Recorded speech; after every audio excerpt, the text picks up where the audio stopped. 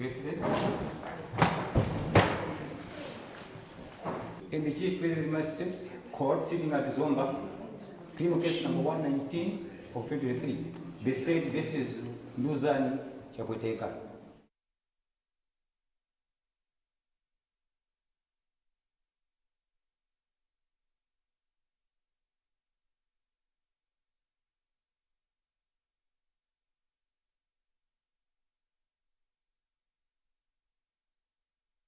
Are you Nduzani Chapoteka? Could this dinner mind Nduzani Chapoteka? Yeah. 33 years old. 33. From Martin Village. Majogera Muzo Martin. Yeah. TA Chikowi in the district of Zomba. Mfumo ya Pampando Chikowi, Bomala Zomba. Yeah, kumpanda. You are in this court to answer on 2 charges. Lero mupezeka mbolo nukuti muyanki milandu iwiri kunenedwa kuchokera kwa imila boma. The first count is on negligence acts causing harm to a child. Mlandu oyamba kuli mkuyanka ndi kutayira kapita kunyalanyaza kusama mwana. Contrary to section 247 of the Penal Code of Malawi. Kwa mwe kusana ndime 247 ya malamulo owizo milanga timene ipo Malawi. The state is alleging that oyimila boma kunena kuti on the 10th of August 2023 panaye pateno August chaka chimwe chino at Chikowi in the district of Zomba, kwa Chikowi Bomala Zomba lomwelo you forced your 10 years old child BC to go in town to beg. Mampakamiza mwana wangu BC kuti azipita town azikapempha. Have you understood the reading of the charge? Kodi mwapa kwengeda mlandu oyamba mbolo muno? Yeah, ndiku. Do you accept or deny the charge? Mlandu mkuyanka bwanji mukuvomera kapena mukukana? Ndikukana. This court will record a plea of not guilty. Poifa chimene chipeza mlandu mwogana bwala lemba kuti mwogana mlanduwo. On the second count, Pa mlandu wachiwiri mkuyanka mbolo muno, you have been charged of pledging a child as security. Mukuyanka mlandu wakumtenga mwana ngati chopezera chuma. Contrary to section 8(2) of the Child Care Protection and Justice Pomwe Act. kuli kuphwanya kapesa ndime 82 yakezeka milandu ndikasamulika mwana. The state is alleging that Oyimila boma kunena kuti on the 10th of August panaye pa 10 August chaka chimwe chino at Chikowi in Zomba, kuchikowi boma la Zomba you forced a 10-year-old child BC munampakamiza mwana waichepere zina KPC to go in town to beg in order to provide for the family income. kuti adzilowa mtauni kumakapempha ncholinga mzipeza cholowa kapena chakudya. Have you understood the reading of the charge? Mwamva kwengeda kwa mlandu wachiwiri Ndikumva.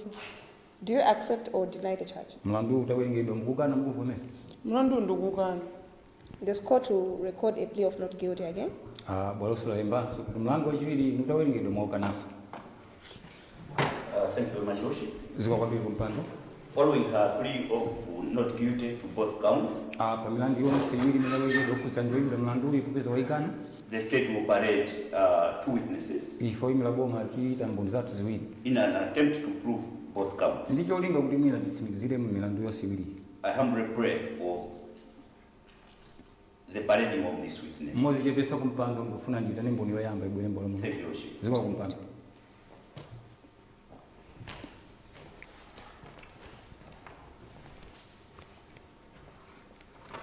Makupira mulungu bambo.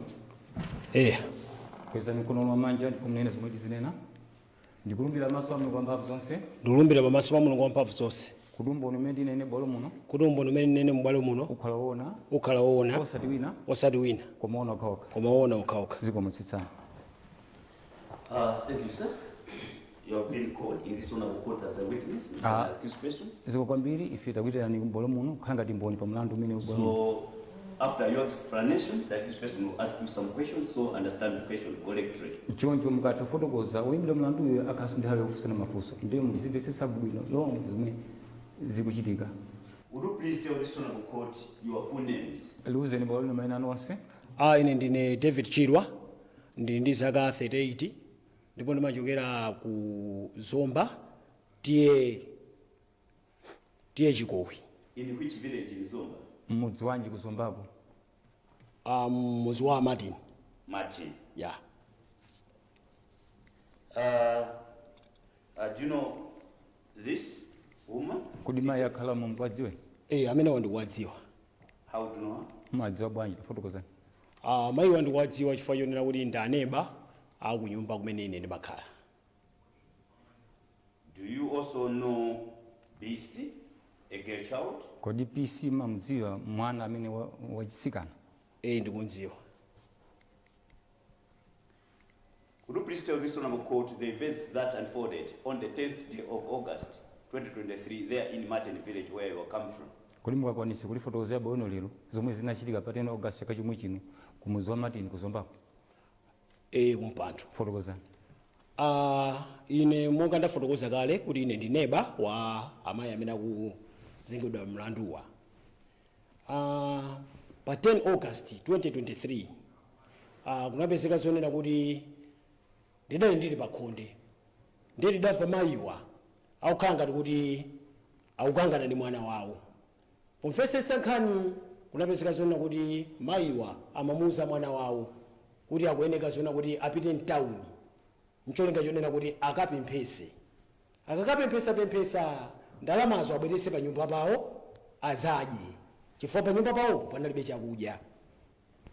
Ndiye mwana uja anakanisisa, anauza mayiwa kuti iyayi akamtuma mtawunimo kuti akapemphese, mwana uja umapezeka zoti aumapangidwa nkhanza. Makamaka akumakumana ndi azizake onena kuti mina ndili okulirapo amene somunaso amatumidwanso mtawuni kukapemphesa. Ndiye anthu zawo aja amathamuna kuwamenya.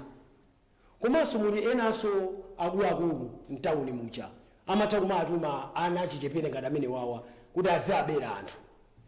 Ndicho linga chonena kuti akabera anthu aja ndalama zija akumapasa ndani? Anthu atuma aja. Ndiye kuti anthu atuma aja akumatani? Akumatenga kwa ndalama kochepa nkuwapasa anawa. Nditakhala pansi nditafesera bwino lomwe ndinaona kuti iyayi izi sizoona. Chinandikakamiza kupita kwa mayiwa nkukaunikira bwino lomwe kunena kuti mayi mchitidwe mukuchitawu omatenga ana kumatumiza mtawuni ncholinga chonena kuti adzikapemphesa kumene kuku ndi nkhanza zimenezi ndikulakwisa kwakukulu simungoyeneka kutero. Komano mayiwa anandiyankha kuti zisandikhuze chifukwa sizakubanja kwanga ndisakubanja kwawo. Kodi ineyo chikundikhuza ndi chani cha mbanja mwawo? Nditayesesa anandiuza kuti yayi chokani zipitani. Kenako anapezeka zoti anankakamiza mwana wawo uja. Mofinyika mwana uja anapezeka zona kuti adanyamukadi kupita mtawuni kokapemphesa. Umboni umene ndili nawo ndi umeneyo kumpa.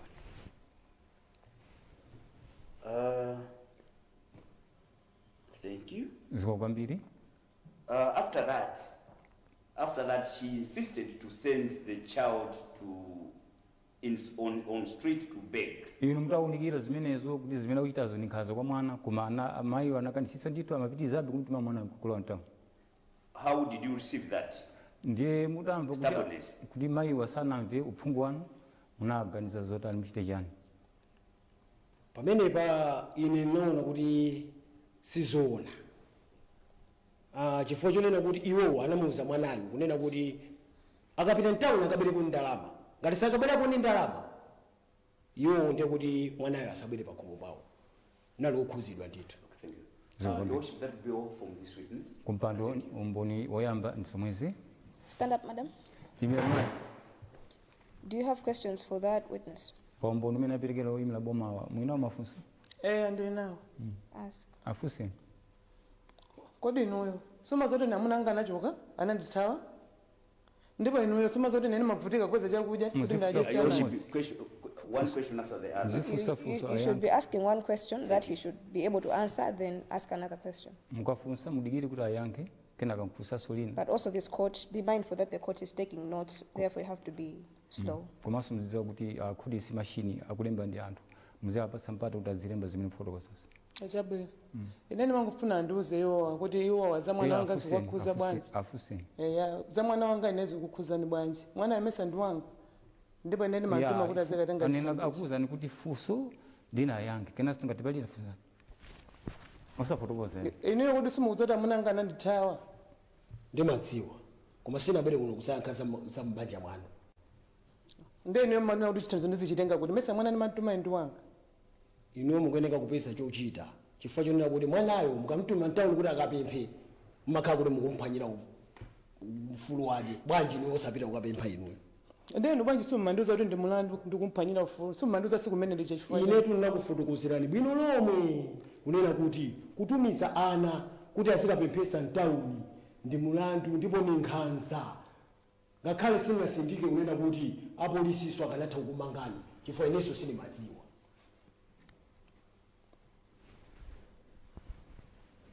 Is that all? Pali mafunso ena? ayi palibe mpando. You can see it. Kanpansi. Do you have questions in re-examination? Oyimira boma kapena pali mafunso ena kwa mboni? Your Worship, we don't have any question in your examination. Kumpando Thank you. tiibe naye mafunso mboni yathu yoyambayi. Thank you, sir, for your evidence. Ziko kwambiri chifukwa chomboni wanu bolo muno mutautuka kapansi. Permission, Your Worship, to call the last witness, who is a police investigator, Detective Inspector Baggett. Proceed. Kumpando Thank you, ndikompla tutitita nemboni yachiwiri amene ali wa polisi ofufuzafuza nkhani za milandu zimenezi.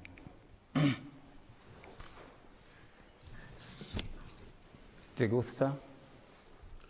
I swear by the mighty God Ndikulumbira maso a Mulungu amphamvu zonse that the evidence I shall give kuti umboni umene ndipereke mbolo shall be muno the truth, ukhala woona nothing osati wina but the whole truth. koma ona okhaokha. Your Worship, I'm Detective Inspector Christopher Pangeti, Kumpando ine dzina langa ndine Christopher Bangeti based at Zomba Police Station, Your Worship. ndi magwira ntchito zofufuzafuza koma ndimakhala kuzomba. Your Worship, I know the defendant in the dock. Kumpando ine tumayi ali umomo lero ndikuwadziwa. She is Nduza Chapweteka Dzina lawo mayiwo ndi mayi Nduzani Chapweteka. from Martin Village, Iwo amachokera mu Zomba Martin. Tie Chikowi District, Zomba. Mfumu ya pampando Chikowi mboma la Zomba. Your Worship, Kumpando I remember very well, ndikukumbukira bwino lomwe it was on 10th August kuti panali pa 10 August chaka chimwe chino 2023, when we received a complaint from members of the public pamene tinalandira ife dandaulo ku ofisi kwathu kuchokera kwa anthu ozungulira mudzimu that a certain girl child by the name of BC kuti mwana wina wachichepere dzina lake BC was lingering around in town amayendayenda mtawuni begging. kupempha. Then we made a follow-up Ndipo ife tinayifufuza nkhaniyo kuitsatira and we found the girl. ndipo mwanayo tinakampezadi. Upon asking her, Titampeza ife tinafunsafunsa. Your Worship, she revealed that Kumpando mwanayo anawulula kuti she was sent by her mother, anamutuma kuti azipempha mtawuni ndi mayi the ake defendant in the dock. omwe ali m'bwalo muno akuyankha mlandu wa mayiwa. And we went to the village where the defendant in the dock stays, Ndipo ife tinawuyatsa ulendo wopita ku mudzi wa Martin kumene kumakhala mayiwo. after being directed by the girl child. Anatitsogolera ndi mwana yemweyo And we found the woman. ndipo mayiwo tinakapeza ali pa khomo. Upon asking her about the allegations that was leveled to her by the girl child, Ife titafunsa mayiwo pa malinga ndi dandaulo limene mwana anafotokozera. Your Worship, she was denied. Mayiwo to anasisana nafe. But there was a neighbor Koma panali wina wowandikana naye kumudziko that confronted her. amene anati iye ayi mayi mpunama. And it was established that indeed she was sending the girl child for gathering arms in the streets. Ndipo mapeto pake zinapezekadi kunena kuti ndizoona mayiwo amatumadi mwana kuti azikapempha mtawuni.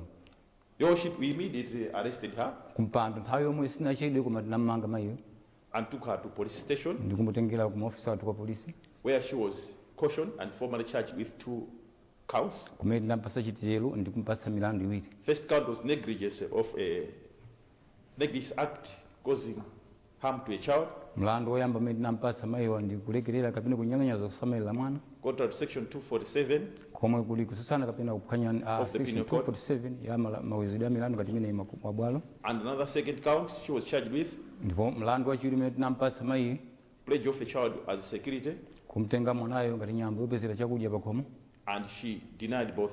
Ndipo milandu iyi titamuwerengera anayikana mayiyo. Your Worship, Kumpando I have the caution statement from her. ili ndi chikata cha chitetero chimene nachitenga kwa mayiyo. Permission to read the reply of her in Chichewa. Ndi pempho langa kumpando kuti ndiwerenge chichewa. Your Worship, this is the reply of her. Anayankha motere. Ine bwana ndifotokoza motere, ine ndi ana omwe ndimakhala nawo, koma bambo awo anandisiya kuthandiza. Choncho ndimawatuma ana mumamutuma mwana in town kuti akapemphe cholinga kuti tigule chakudya. Zoti munthu kumtuma mwana in town wakupemphera ndalama kuti ugule chakudya ine sindimaziwa ndi mulandu ndipo sindikuziwa kuti ndi mulandu. Kufikira lero apolisi andigwira ndikumandifunsa kuti ndimatumiza mwana mtawuni kuti azikapempha. Koma chomwe ndikuziwa ine ndionena kuti mwanayu ndi wanga, nde ineyo ndi mphamvu yomutuma kwina kulikonse ndipo panga china chilichonse. Zomwe ndinganene ndi zomwezo. Your Worship, she signed. Anasainapo. I signed as recording officer. Ine nasena ngati mlembi. Whilst Detective Sub-Inspector Gladys Uladi signed as police witness. Pamene Gladi anasena ngati mboni ya polisi. Permission tender this as part of my evidence, Worship. Pempulanga kupandula chipeleko bolo ngati mbali ya mboni kadashi.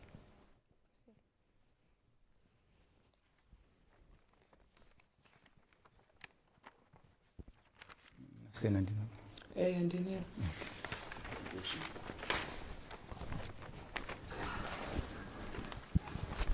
This will be recorded in evidence as BW21. Your Worship, I have evidence of arrest Ndi mboni waka umeti na agwira maiwa. which update from the defendant in the dock. Mena utenga swira kwa mai amene ali oyankha mlandu tsiku lero. Permission to read the reply, Chichewa Worship. Proceed. Milandu yonse mwandi werengera apai ndaimva ndipo milandu yonse ndi kuukana. Your Worship, she signed. Anasena po maiwa. I and the Detective Gladys Uladi did also likewise. Ine nasena ngati mlembi ndipo Uladi nasena ngati mboni ya polisi. Permission to this as part of my evidence. Ndifuna ndichiperekeso bolo ngati mbali ya mboni chikatashi. Nasena pandino. Ndine nasena.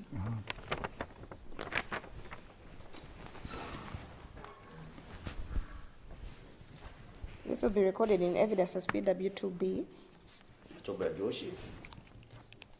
Worship, that be all from the police investigator. I thank you. Kumpando ndizo mwezi mboni ochokera kwa apolisi amene ankafufuza nkhani ziko kumpando.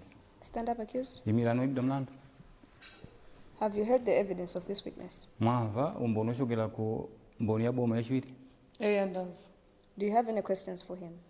Pazomwe fotokoza mbolo muno muna mafunso. Ndilibe funso. Thank you. You can sit. Khani pansi. State, do you have questions in your examination? No question. Thank you.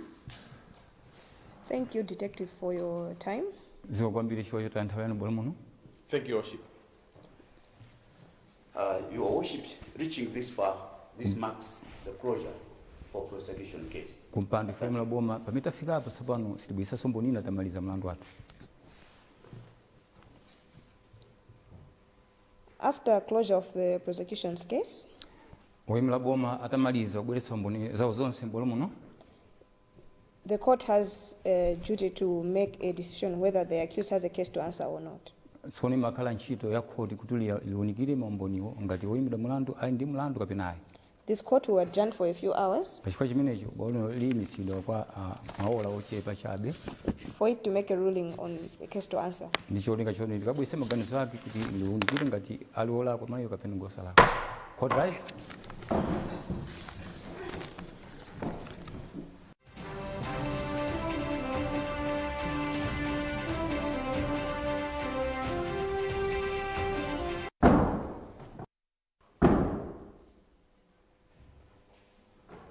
Court rise.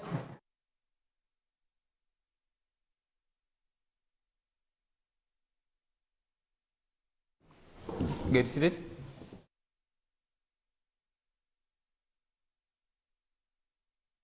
In the Chief Justice Court sitting at Zomba, criminal case number 119 of 2023, the state versus Ntuzani Chapweteka. The case is called for a ruling.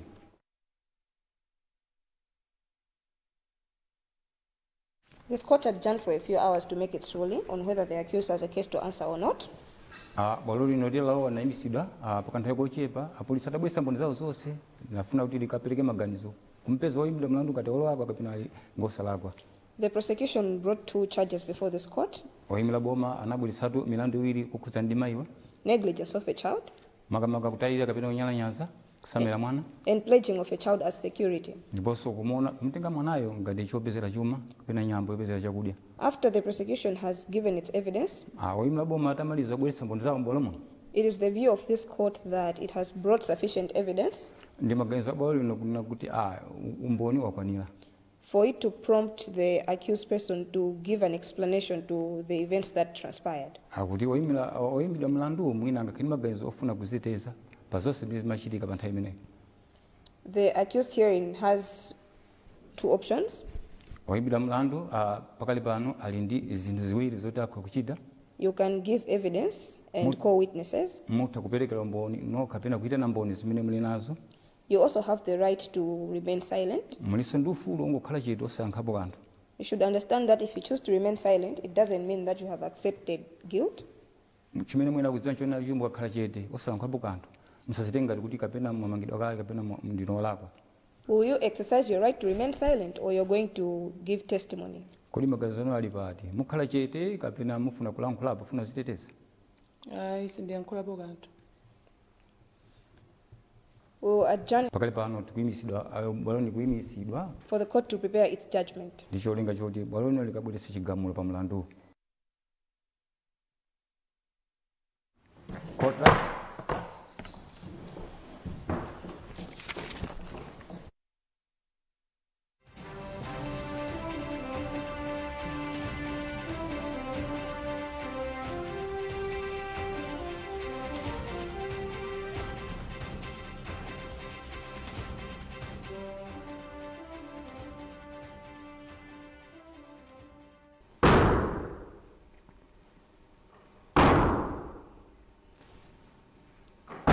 Court lies.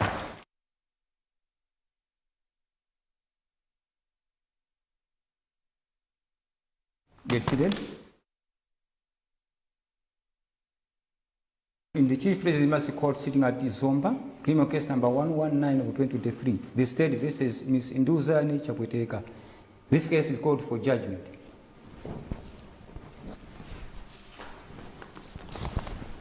Stand up, accused. Emiliano Blamando.